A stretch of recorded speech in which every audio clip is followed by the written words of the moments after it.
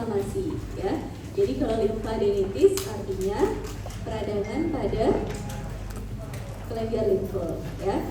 Peradangan pada kelenjar limfe yang disebabkan oleh bakteri Mycobacterium tuberculosa. Makanya limfadenitis tuberculosa ini termasuk ke dalam jenis peradangan yang spesifik karena faktor penyebab atau etiologinya itu diketahui, yaitu tadi apa?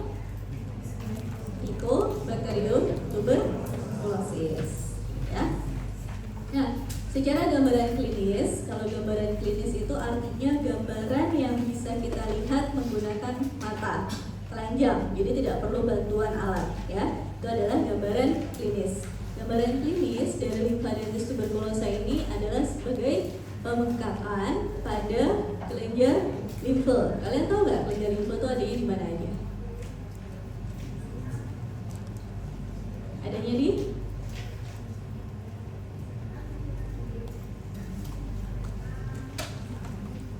mana?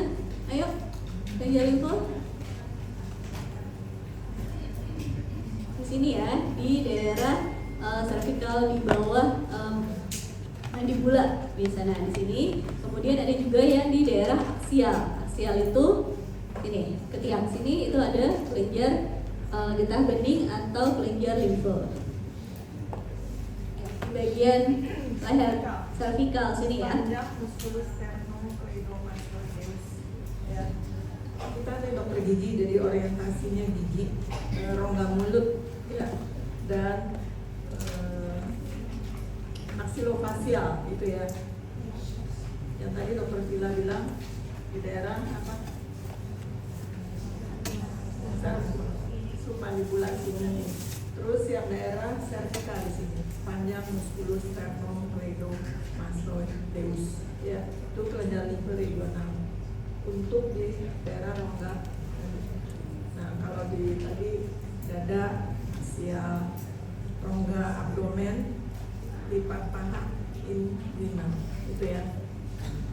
Tadi kuman ini infeksi kronis spesifik. Penyebabnya apa?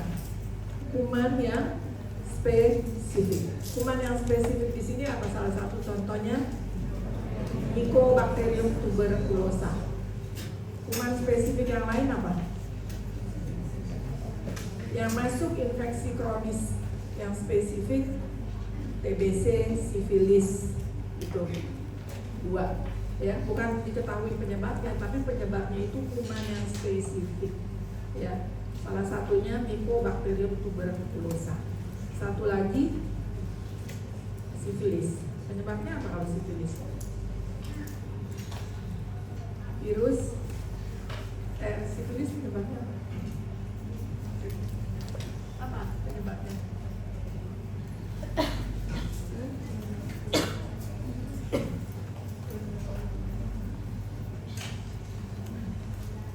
Di mikro udah dapat lah.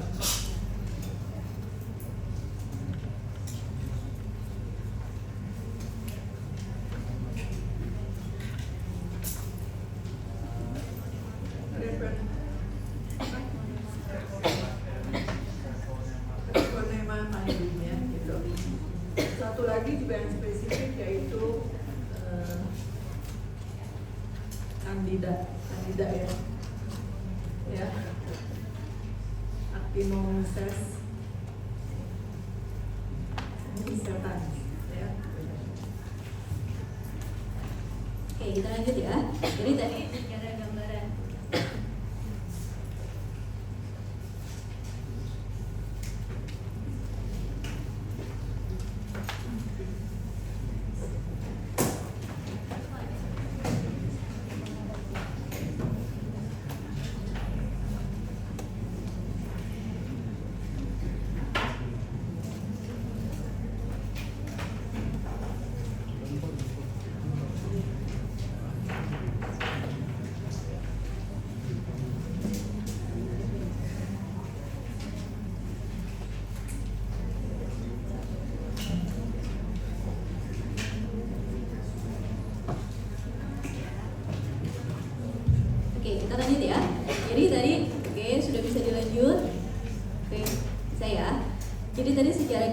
klinis kita sudah tahu ya bahwa gambaran dari limfadenitis tuberkulosa ini sebagai pembengkakan pada kelenjar limfe.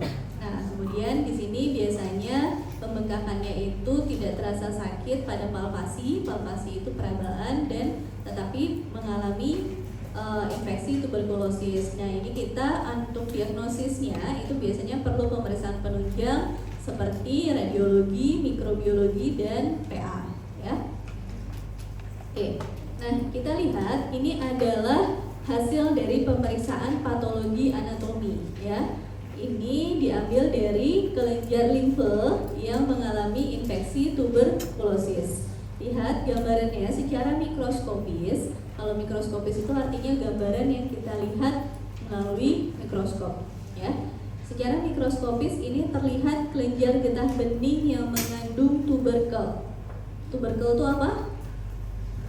Suatu granuloma yang spesifik di sini ya. Granulomanya ini berasal dari mana? Kumpulan dari sel-sel makrofag, dalam hal ini yaitu sel epiteloid. Sel epiteloid itu adalah sel makrofag yang menyerupai sel epitel ya, makanya disebutnya sel epiteloid. Nah, ini adalah gambaran dari tuberkel nih. Tuberkel ini satu tuberkel ya. Kita lihat lagi gambarannya. Nah, ini lihat. Ini satu tuberkel. Ini lihat kursor saya. Ini tuberkel yang ada di kelenjar limfe. Nah, di dalam tuberkel ini gambaran khasnya yaitu di bagian tengah dari tuberkel biasanya mengalami nekrosis caseosa atau perhijauan.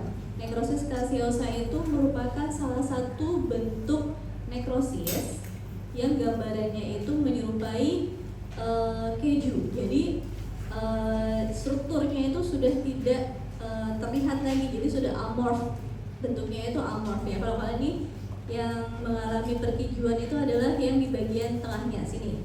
Ini yang saya tunjuk, ini adalah bagian yang mengalami perkijuan. Kalian sudah tidak bisa lihat lagi adanya sel-sel karena selnya sudah hancur ya. Jadi gambarannya itu homogen rata, tapi tidak ada gambaran sel-sel lagi di sininya.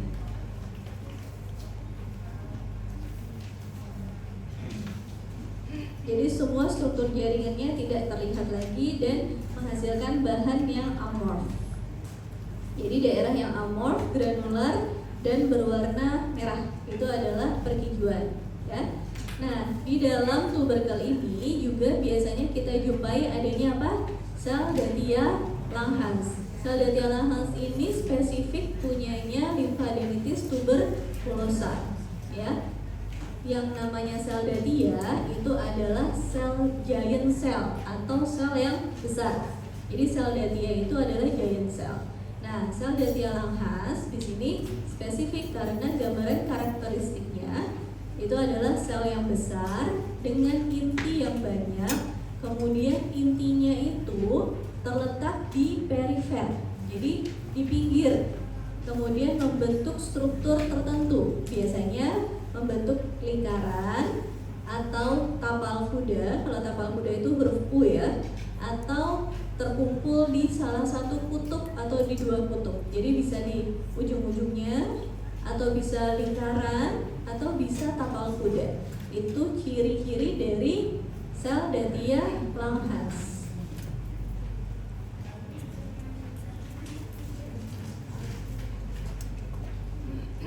Kalau yang di sini bentuk struktur intinya apa?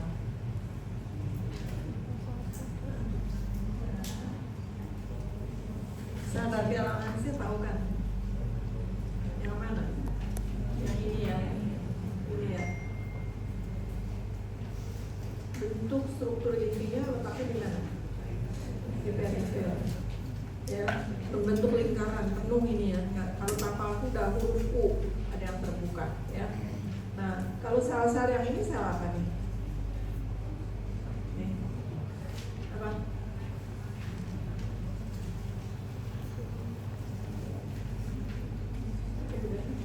Makrofag. Sel epiteloid. Ya, ini. Sel yang besar-besar. Ini makrofag. Nah, Sel Dhatia Langhans ini pembentukannya sel makrofag ngumpul menuju ke tempat yang mengalami nekrosis kasiosa, ya, perkijuan. Jadi di sini dia menuju ke tempat yang mengalami perkijuan tadi untuk memfagosit, ya. Nah, selnya ini berasal dari sel yang di sini. Ini seluruhnya kan tuberkel nih, benar nggak? Tuberkel itu mayoritas disusun oleh sel-sel makrofag. Makrofagnya khusus di sini disebut sel epiteloid, ya, gitu. Dan sel Dhatia Langhans terbentuk kalau sudah ada bagian dari tuberkel yang mengalami perkijuan, nekrosis kasiosa, ya. Karena si sel makrofag ini, sel epiteloid, menuju ke tempat yang mengalami perkijuan tadi untuk memfagosit. Nah, sel yang ngumpul itu membentuk massa sel yang besar yang disebut sel Dhatia. Khusus di sini untuk TBC disebut sel Dhatia Langhans, ya. Ngerti nggak? Jadi komposisi tuberkel itu apa aja? Sel makrofagnya disebut sel epiteloid. Kalau udah ada nekrosis kasiosa di tengah-tengah tuberkel, maka akan terbentuk sel Dhatia Langhans. Itu ya. Selalu itu yang mengalami nekrosis kasiosa di tengah. Yang mengalami nekrosis selalu di tengah. Udah tahu kan? Karena yang tengah itu yang jauh dari pusat vascular supply segala, gitu ya. Yang lebih mudah mengalami kerusakan. Yang pertama-tama di daerah sana. Ya. Nah, yang ini nih, sisa-sisa yang sel-sel limfosit ini, sisa-sisa dan dari jaringan kelenjar limfe, ya, sel-sel limfosit. Di sini kan peradangannya terjadi pada kelenjar limfe kan, ya, dan daerah limfonodulisnya itu berobat menjadi tuberkel. Nah, sisa-sisanya ini masih ada sel-sel limfosit, ya.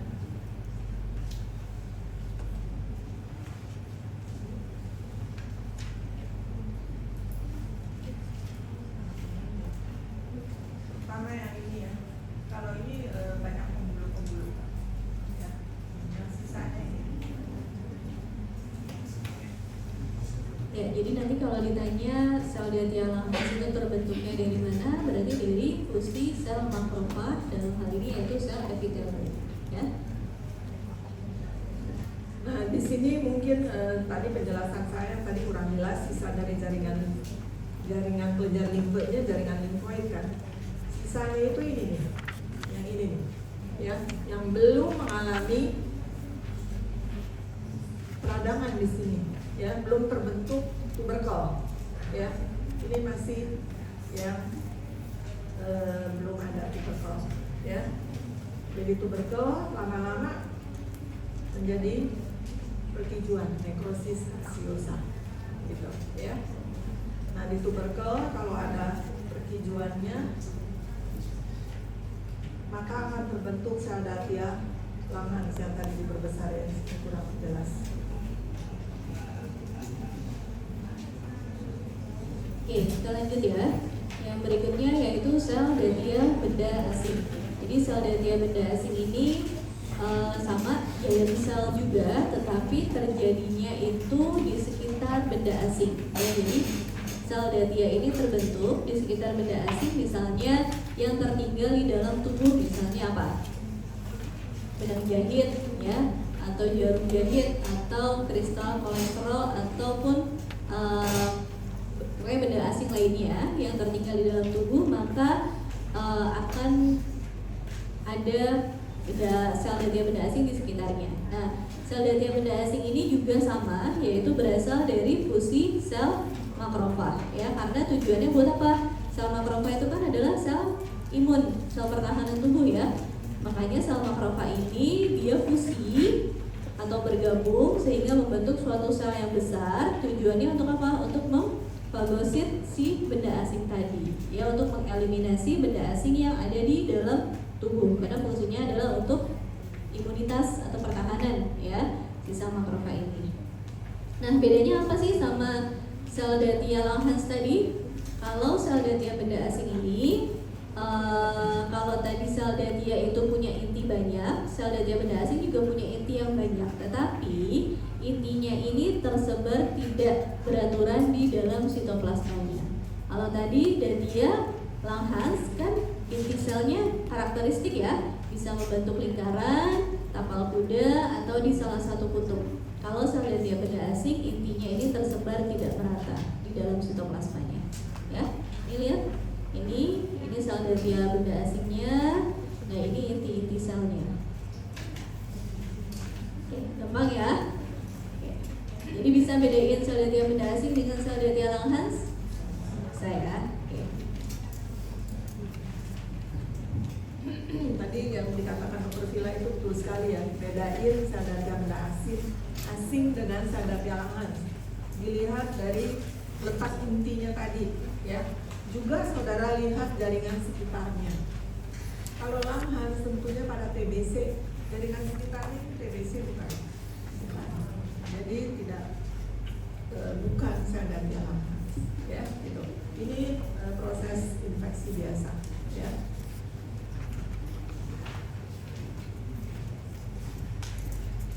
Oke, kita lanjut. Berikutnya adalah jaringan granulasi tidak spesifik. Nah, jadi jaringan granulasi tidak spesifik ini kita jumpai pada jaringan yang mengalami radang kronis. Contohnya pada apa? Pada granuloma gigi atau pada dasar ulkus. Ya, kalau ulkus itu artinya apa? Cekukan atau apa? Cekungan, ya, di dalam epitel. Nah, bisa kita lihat di mukosa bikal atau di pada lidah itu ada ulkus, bisa terjadi ulkus. Nah, pada ulkus dan granuloma gigi ini terjadi granulasi tidak spesifik. Jadi ulkus dan tukak itu merupakan suatu keadaan yang terjadi ketika terdapat kerusakan epitel permukaan. Jadi epitel permukaannya mengalami kerusakan, ya. Nah, pada contoh ini, pada jaringan granulasi itu komponennya biasanya terdiri atas sebukan dari sel-sel radang, ya, baik radang kronis maupun radang akut, kemudian jaringan ikat, pembentukan jaringan ikat, dan pembuluh darah, ya. Itu adalah 3 komponen dari jaringan granulasi. Yang mana sih kita lihat? Ini yang titik-titik, ini adalah sebukan dari sel-sel radang, ya. Kemudian yang ini kalian lihat, ini adalah pembuluh darah, ya, yang berisi eritrosit. Dan yang ini yang seperti serat-serat adalah jaringan ikat. Nah, ini mungkin lebih terlihat, ya, ini pembuluh darah. Pembuluh darah isinya eritrosit. Kemudian yang titik-titik ini adalah sebukan dari sel radang. Dan jaringan ikat itu yang ada di substansi dasarnya, ini adalah jaringan ikat.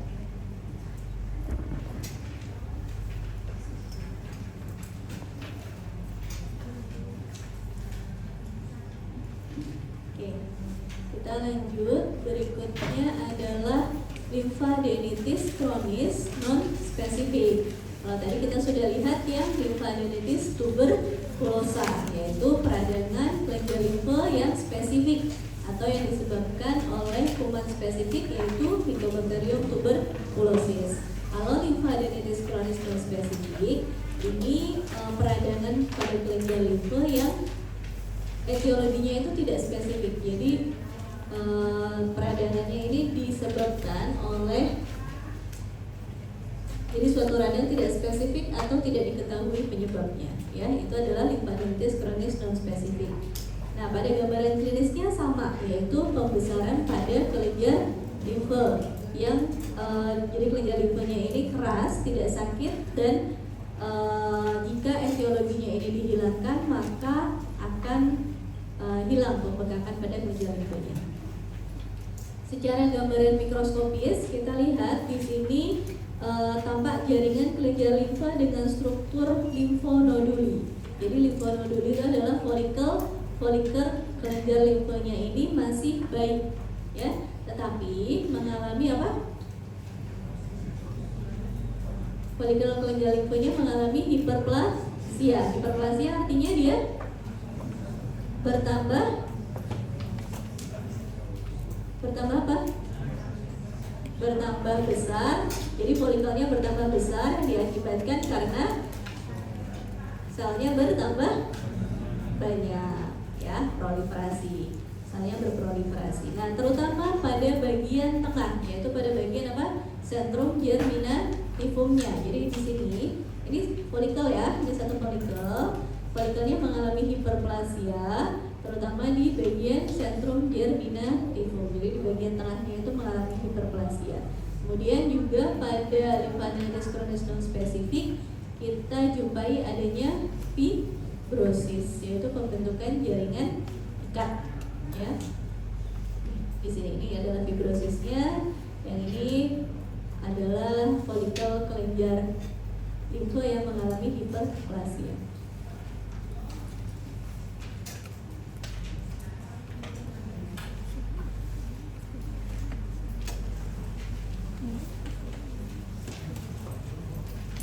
Kita lanjut, berikutnya adalah sialadenitis kronis.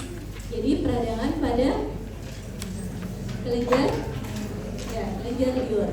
Siala itu kelenjar liur ya. Sialadenitis berarti peradangan kelenjar liur yang sifatnya kronis. Nah, pada sialadenitis kronis kita jumpai, ini lihat, ini adalah ductus.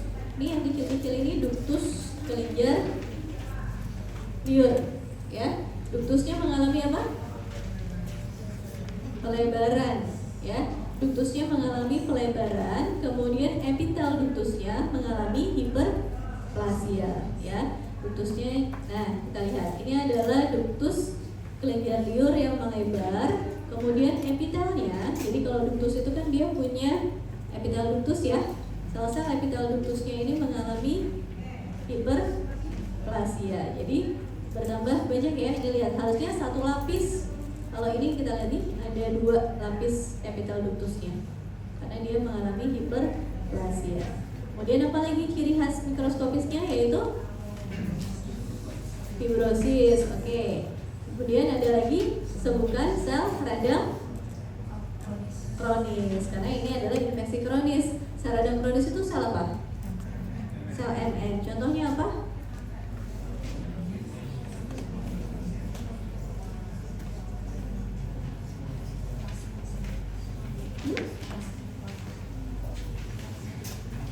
Contoh sel MN.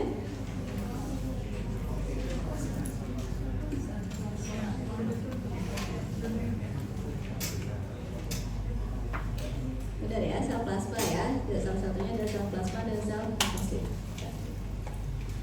Ini nggak boleh salah ya. Ini gambarannya khas. Jadi kalau ada ductus begini, itu adalah sialadenitis kronis.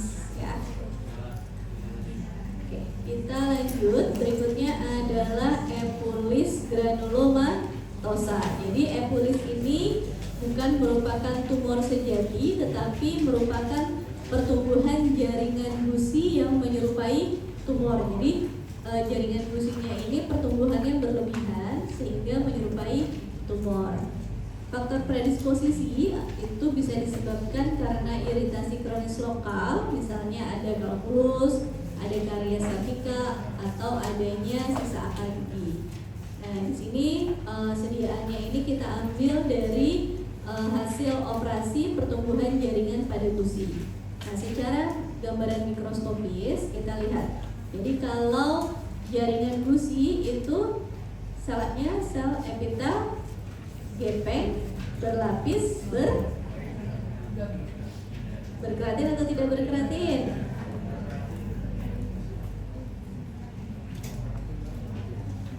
Ini di atas nih berkeratin ya, ini ada keratinnya di bagian atas. Nah, kemudian gambarannya apa?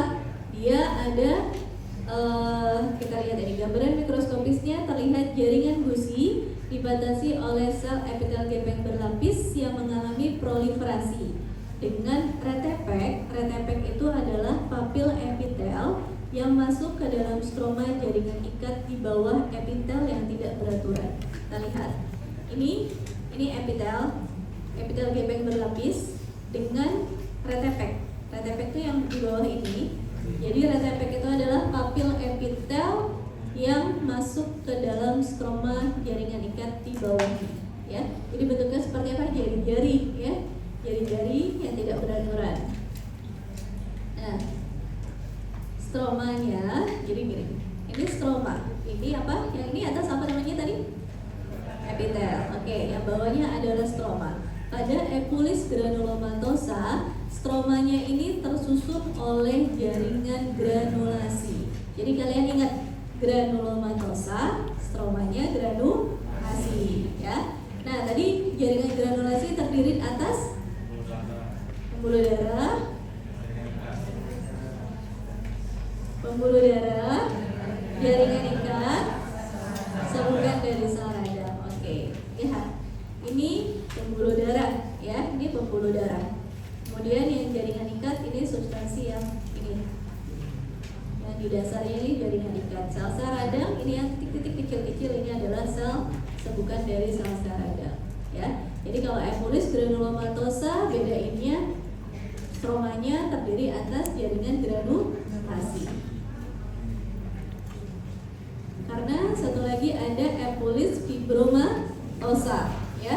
Sama, gambaran epitelnya sama, yaitu epitel gepeng berlapis. Nah, epitel gepeng berlapis dengan adanya retepek yang tidak beraturan, ya. Nah, ini ada retepek, tetapi yang membedakan adalah pada stromanya. Pada epulis fibromatosa, stromanya ini tersusun oleh jaringan ikat, kolagen dan fibrosa, ya. Bedain ya, kalau yang tadi kan granulasi, ada sebukan sel radang kronisnya, ada pembuluh darahnya. Kalau pada fibromatosa dia tersusun oleh jaringan ikat, sehingga dia lebih padat kalau jaringan ikat itu, ya. Oke, antara epulis fibromatosa dengan epulis granulomatosa itu yang lebih mudah berdarah yang mana? Epulis granulomatosa, ya, karena tadi stromanya ada pembuluh darah, ya. Kemudian juga biasanya epulis fibromatosa ini dia sifatnya lebih kronis dibandingkan dengan epulis granulomatosa, ya. Jadi sudah terbentuk jaringan ikat, jadi sudah lebih lama terjadinya. Oke, berikutnya adalah kista, ya. Kista itu merupakan suatu rongga patologis. Jadi kalau patologis artinya pada keadaan normal seharusnya tidak ada rongga, tetapi karena sesuatu hal makanya terbentuklah kista. Nah, kista ini berisi apa? Cairan apa?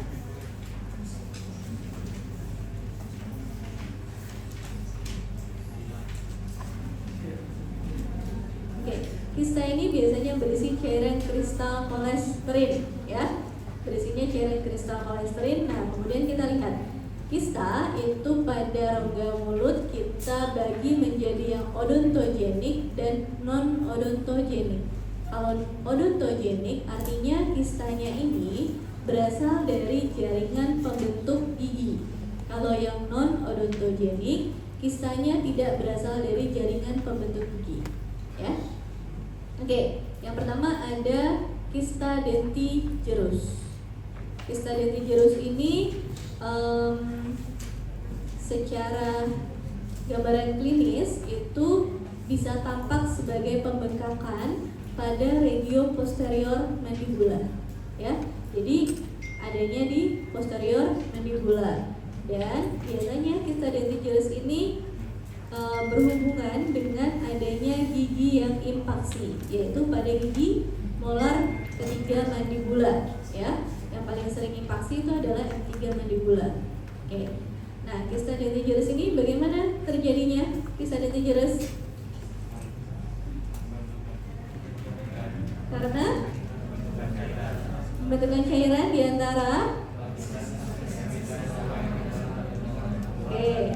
terbentuknya cairan di antara lapisan epitel enamel dalam dan lapisan epitel enamel luar, ya. Jadi terbentuklah cairan yang mengelilingi di sekitar mahkota gigi yang invaksi.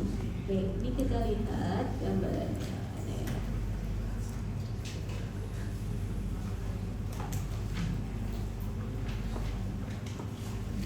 Nah, secara gambaran mikroskopis ini tidak ada gambaran yang khas yang bisa membedakan dengan kista odontogenik lainnya, tetapi biasanya dinding kistanya ini diliputi oleh jaringan ikat.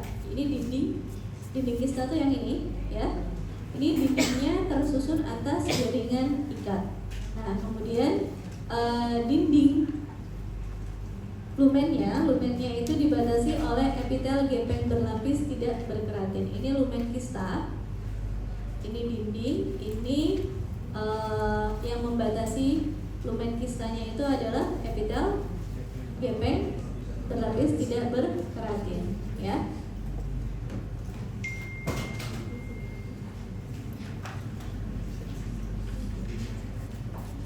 Oke.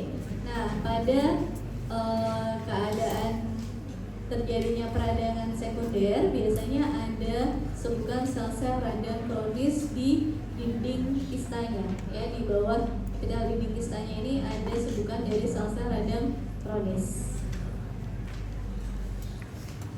Berikutnya adalah kista radikular.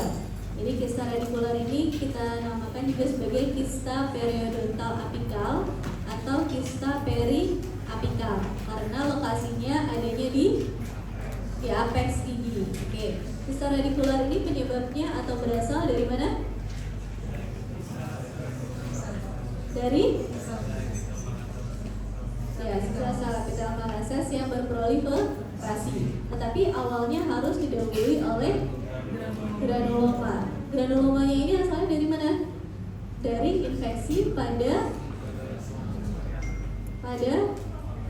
periapikal, karena adanya apa?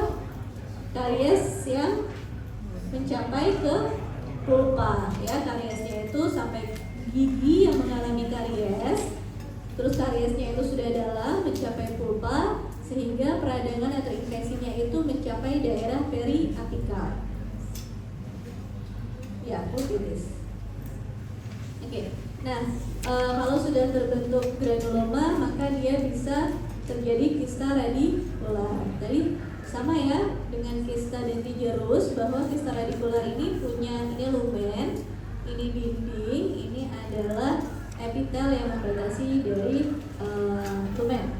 Nah, pada epitelnya sama, tersusun oleh epitel gepeng berlapis tidak berkeratin, tetapi yang membedakan adalah daerah dindingnya, dinding kistanya.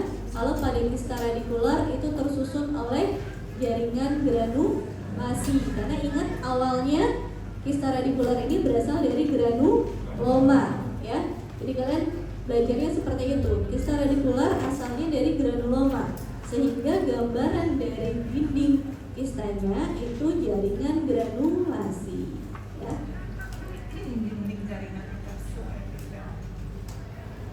Dinding jaringan ikan subepitelnya itu jaringan granulasi. Jaringan ikan subepitel di bawah epitel. Kalau epitelnya sama, gepeng berlapis bisa diperhatiin, ya.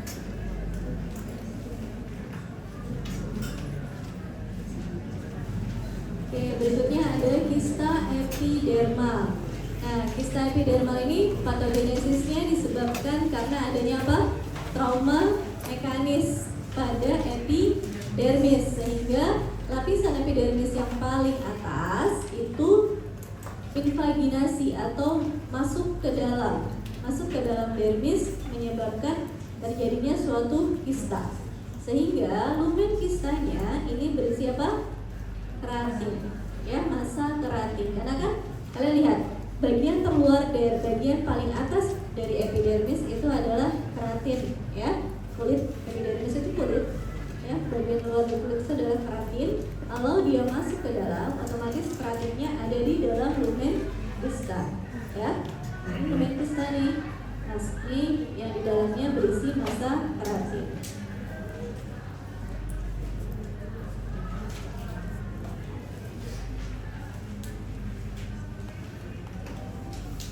Oke, ini berikutnya ada mukosil. Mukosil ini adalah kista retensi dari kelenjar liur. Jadi mukosil ini bukan merupakan kista sejati. Kalau tadi yang kita lihat kista dentigerus, kista radikular, dia punya apa? Epitel.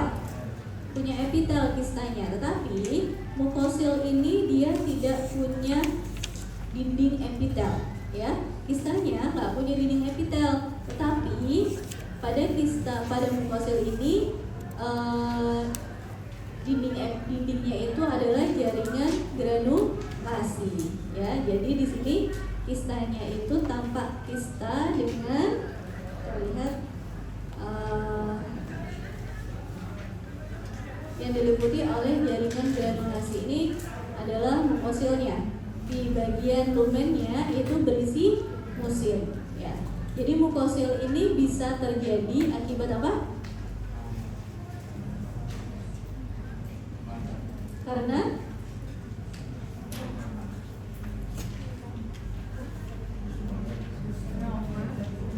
trauma mekanis, ya. Jadi gambaran klinis dari mukosil itu biasanya kita jumpai pada bibir bawah, pada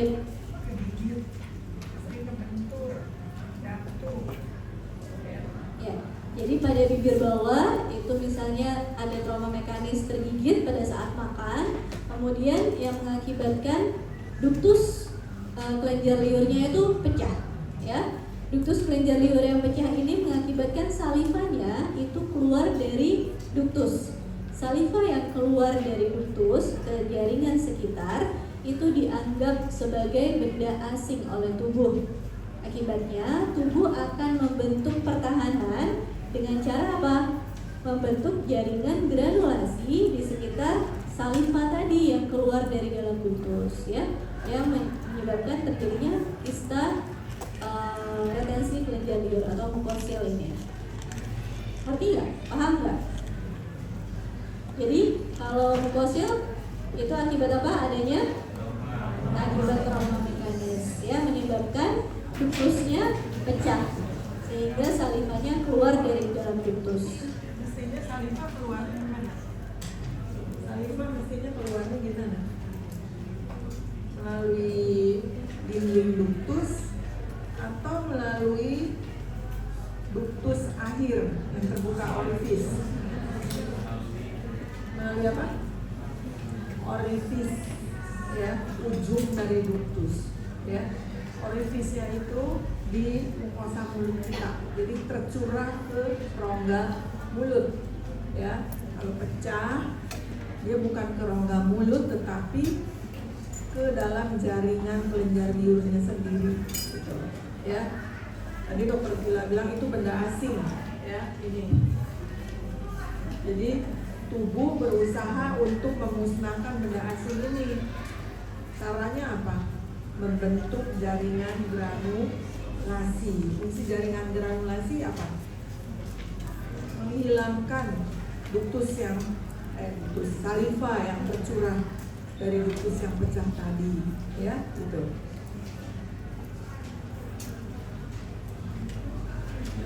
Oke, ini terakhir yaitu kista visural. Jadi kista visural ini termasuk ke dalam kista perkembangan atau developmental. Jadi artinya kista ini terbentuk karena adanya kesalahan pada masa perkembangan atau pembentukannya.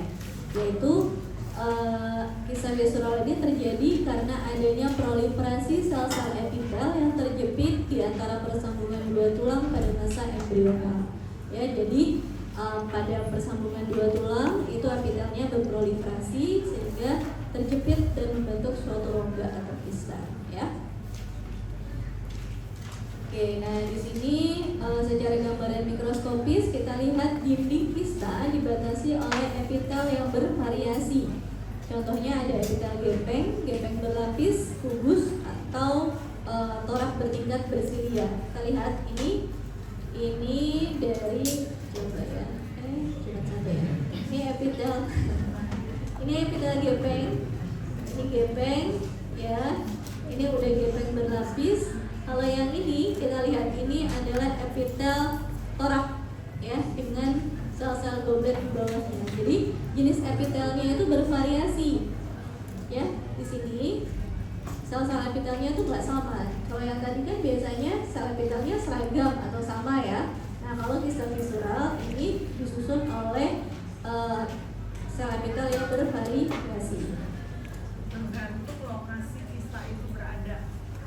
Jenis epitelnya sama dengan Jenis epitel dari kista visural di sini tergantung dari lokasi di mana kista itu berada.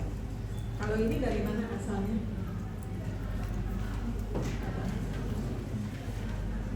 Anterior maxillary kan? Jadi nasoalveolar di sini kan? Jadi ada epitel saluran tractus respiratorius hidung, ya. Cirinya apa? Ini lihat, ada sel-sel torak dengan sel goblet. Tuh. Ya, ini. Di sini gepeng. Ya, dari daerah alveolar yang gepeng. Tapi yang torak dengan silia, ya, itu dari daerah hidung, tractus respiratorius, ya, karena kistanya itu berasal dari nasoalveolar ya.